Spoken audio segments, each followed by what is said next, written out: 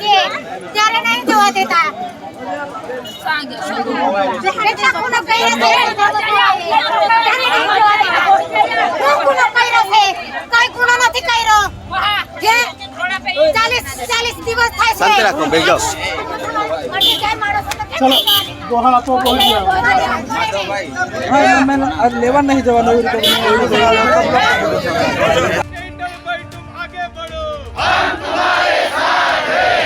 हमारा नेता कैसा हो, चैतर भाई जैसा हो। हमारा नेता कैसा हो, चैतर भाई जैसा हो। चैतर भाई तुम आगे बढ़ो, हम तुम्हारे साथ हैं। चैतर भाई तुम आगे बढ़ो, हम तुम्हारे साथ हैं। नहीं चलेगी, नहीं चलेगी, नहीं चलेगी, नहीं चलेगी, नहीं चलेगी, नहीं चलेगी।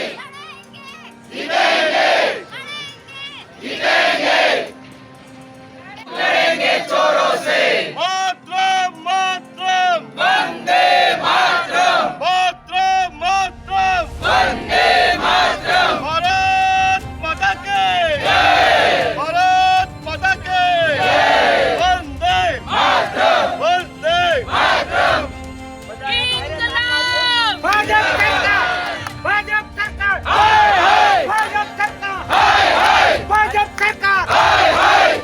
सरकार, हाय हाय, भाजप सरकार, हाय हाय, भाजप सरकार, हाय हाय, भाजप सरकार, हाय हाय, भाजप सरकार, हाय हाय, भाजप सरकार, हाय हाय, भाजप सरकार, हाय हाय, भाजप सरकार, हाय हाय, भाजप सरकार, हाय हाय, भाजप सरकार, हाय हाय, भाजप सरकार, हाय हाय, भाजप सरकार, हाय हाय। लड़ेंगे, लड़ेंगे, लड़ेंगे, भारत माता की जय, भारत माता की जय, वंदे मातरम। क्या भरोसा, एक कटोरी 10 समोसा, भाजप तेरा क्या भरोसा। 156, हाय हाय, 156, हाय हाय, 156, हाय हाय, 156, हाय हाय।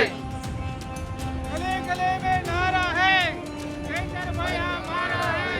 गले गले में नारा है, चैतर भाई हमारा है। गले गले में नारा है, चैतर भाई हमारा है। जीतेंगे, लड़ेंगे, जीतेंगे, लड़ेंगे, जीतेंगे। बीजेपी सरकार, हाय हाय, बीजेपी सरकार, हाय हाय, बीजेपी सरकार, हाय हाय, बीजेपी सरकार, हाय हाय। नहीं चलेगी, नहीं चलेगी, तानाशाही नहीं चलेगी, नहीं चलेगी, नहीं चलेगी, तानाशाही नहीं चलेगी, नहीं चलेगी, नहीं चलेगी, तानाशाही नहीं चलेगी। लड़ेंगे, जीतेंगे, लड़ेंगे, जीतेंगे। बीजेपी सरकार, हाय हाय, बीजेपी सरकार, हाय हाय, बीजेपी सरकार, हाय हाय, बीजेपी सरकार, हाय हाय, बीजेपी सरकार, हाय हाय, बीजेपी सरकार, हाय हाय, बीजेपी सरकार, हाय हाय, बीजेपी सरकार, हाय हाय। लड़ेंगे,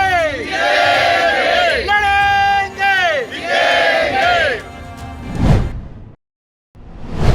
સવા આજે જેલથી બહાર આવી રહ્યા છે ત્યારે અત્યારે ભમરી ખાતે ઉપસ્થિત છે અને અહીંથી રાજપીપળાની હદ લાગે છે જ્યાં સમર્થકોનો જમાવડો થયો છે. સમર્થકો મોટી સંખ્યામાં અહીં ઉપસ્થિત થયા છે અને હાલ પોલીસ અને પ્રજા વચ્ચે ઘર્ષણ થઈ રહ્યું છે. પોલીસે રસ્તો બંધ કરી બેરિકેડ લગાવી દેવામાં આવ્યો છે. લોકોને જેલ પાસે ચૈતર વસાવાને મળવા જવા દેતા નથી. એ સંદર્ભે આજે લોકોએ ચક્કાજામ કર્યું છે. આપ જોઈ શકો છો વિડીયો.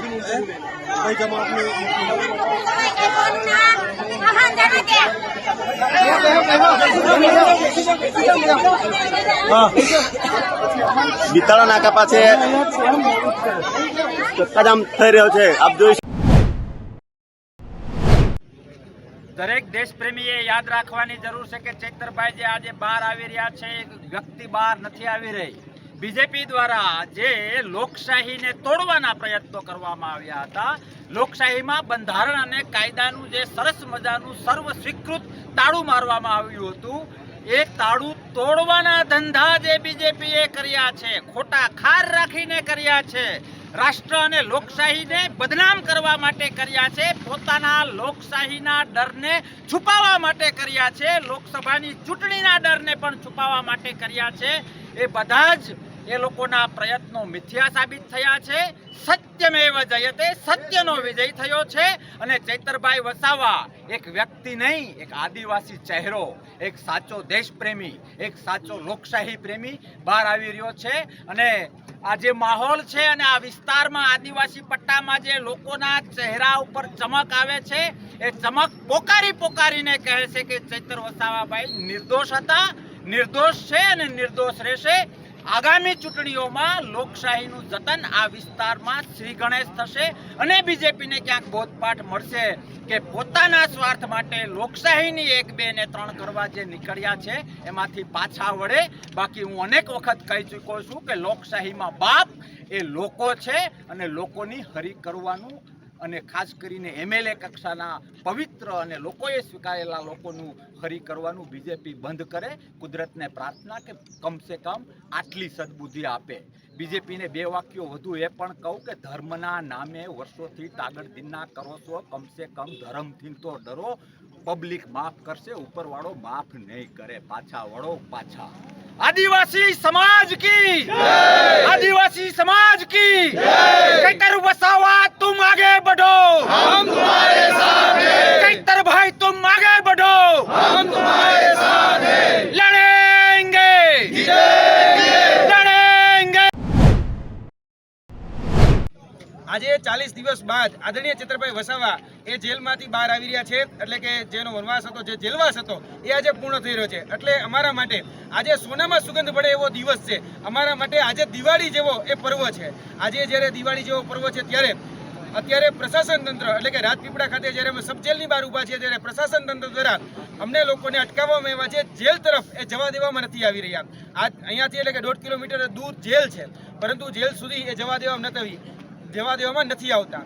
એટલે કે ભાઈ જબ જબ ભાજપા ડરતી હે તબ તબ પુલિસ કો આગે કરતી હે. આ જેની નીતિ રીતિ રહી છે, પણ એ નીતિ રીતિ જે રહી છે ને કહેવા માંગીએ છીએ કે આદરણીય ચૈતરભાઈ વસાવા એ જ્યારે લોકશાહીનો સૌથી મોટો એ ઉભરતો ચહેરો છે ત્યારે જેલ કા તાલા તૂટેગા, જેલ કા તાલા તૂટેગા, ચૈતરભાઈ વસાવા આજ છૂટેગા. આજે એ ચૈતરભાઈ વસાવા જ્યારે છૂટવા જઈ રહ્યા છે ત્યારે એનો જે જુવાડ એટલે કે જે જન જુવાડ છે એ આજે એમને મળવા માટે આજે ખનગની રહ્યો છે. અને આ જે ખનગનાટ છે એ જોવા જઈએ તો આજે પૂરું રાજપીપળા અને તેની સાથે સાથે પૂરું ડેડિયાપાડા એ પણ આજે એમને મળવા માટે ઉમટી રહ્યું છે. આજનો કાર્યક્રમની જો વાત કરવામાં આવે તો આજે જ્યારે રાજપીપળા જે સબ જેલ છે, સબ જેલની બહાર નીકળી મોવી જે ચોકડી છે એ મોવી ખાતે અમે કહી શકીએ કે આદરણીય ચૈતરભાઈ વસાવા એ જનસભાને સંબોધવાના છે. ત્યારબાદ જે કહી શકાય કે માતાજીનું મંદિર છે દેવમોગરા, ત્યાં દેવમોગરા માતાજીના મંદિરે દર્શન કરવા માટે પણ એ પ્રયત્નો કરી રહ્યા છીએ.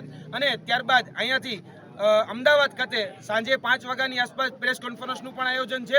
અને ત્યારબાદ આદરણીય ચૈતરભાઈ વસાવાના જે કહી શકાય કે લોકો જે છે સામાન્ય લોકો, અહીંની જે સામાન્ય જનતા છે એ પણ એમને મળવા માંગી રહી છે. અહીંના જે પ્રાણ પ્રશ્નો છે પ્રાણ પ્રશ્નો એમને કહેવા માંગી રહ્યા છે.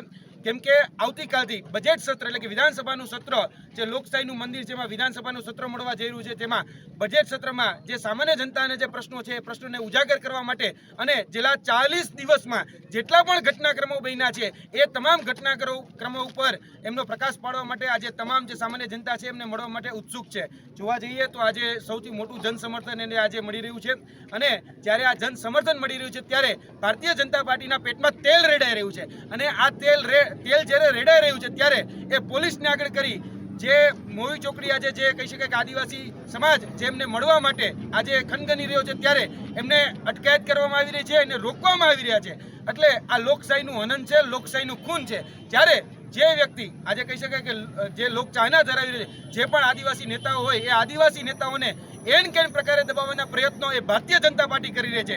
એ પછી અલગ અલગ રાજ્યોની વાત હોય તો આપણે ગતરોજ પણ જોઈ ચૂક્યા કે જે આદિવાસી CM છે એ CMને પણ જે જાંચ એજન્સીઓ છે ને પપેટની જેમ ઉપયોગ કરી અને એ જાંચ એજન્સીઓના આધારે એમને પણ જેલના સળિયા પાછળ મોકલવાના ષડયંત્રો ચાલી રહ્યા છે.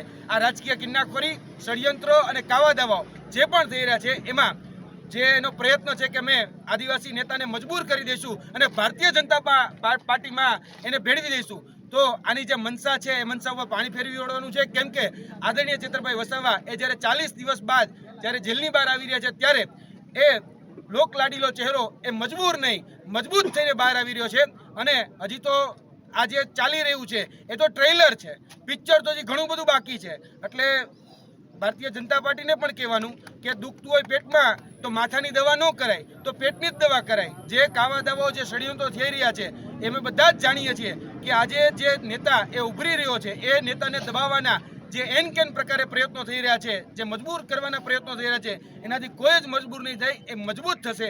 અને આગળના દિવસોમાં જે ભરૂચ લોકસભા છે, ભરૂચ લોકસભામાંથી જે દાવેદારી કરી અને એ સંસદ સભ્ય તરીકે પહોંચાડવાની જવાબદારી એ અમારી છે. એટલે આગળના દિવસમાં અમે કેમ્પેનિંગ પણ લોન્ચ કરી રહ્યા છીએ કે ઘર ઘર ચેતર હર ઘર ચેતર.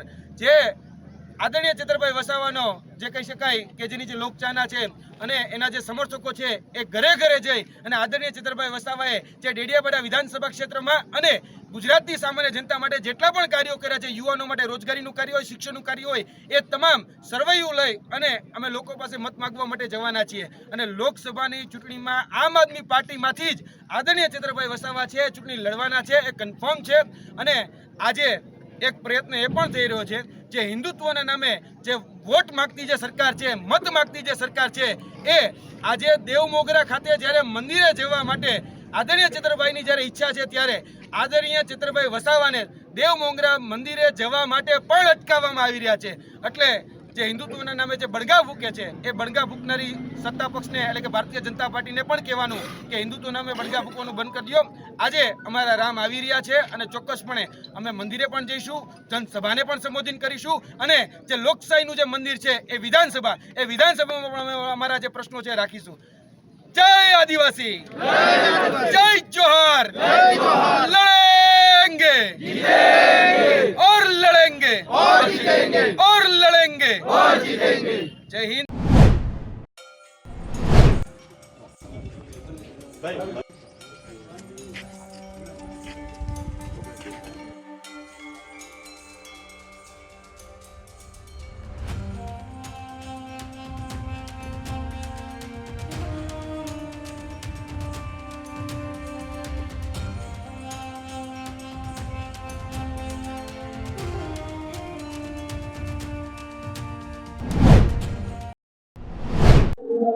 આજે આ વિધાનસભાનું ચોથું સત્ર મળવા જઈ રહ્યું છે ત્યારે બજેટ સત્રની અંદર આમ આદમી પાર્ટી દ્વારા ગુજરાતના યુવાનોના ખેડૂતોના દરેક મુદ્દે જ્યાં જ્યાં જરૂરિયાત લાગશે ત્યાં સરકારને વિરોધ પક્ષમાંથી વિરોધ કરી અને સરકારનું ધ્યાન દોરવામાં આવશે. ગત બજેટમાં પણ જે નાણાં વપરાયા વગર કર્મચારીઓની સંખ્યા ખૂબ ઓછી હોવાના કારણે જે નાણાં બળ વપરાયેલા પડ્યા છે એ મુદ્દે પણ આ બજેટ સત્રમાં સરકારનું ધ્યાન દોરવામાં આવશે. જે અમારા મુદ્દાઓ ઘણા સમયથી જેનું સોલ્યુશન ના થયું હોય એ તમામ મુદ્દાઓ અમે પ્રશ્નના રૂપમાં વિધાનસભામાં રજૂ કર્યા હોય ત્યારે દરરોજ પ્રશ્નોત્તરી કાળમાં પણ સરકારને જે મુદ્દાઓ છે એ મુદ્દે ધ્યાન દોરવામાં આવશે.